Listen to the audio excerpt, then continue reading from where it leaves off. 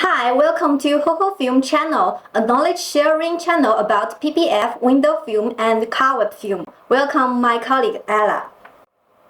Hello, I'm Ella.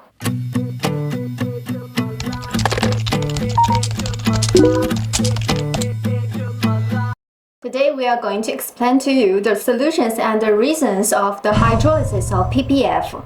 But Mary, do you know how many guests know what is hydrolysis? Look at the picture.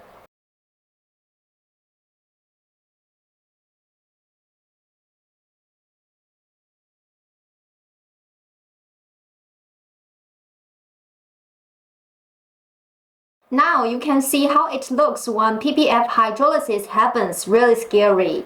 Yes, Mary, the PPF will dissolve on the car body, requiring a hard scalpel or even a shower to remove it. This kind of inferior PPF not only fails to protect the car but also damages the original car paint. If you are watching this video, have you ever seen this situation? Leave your comments.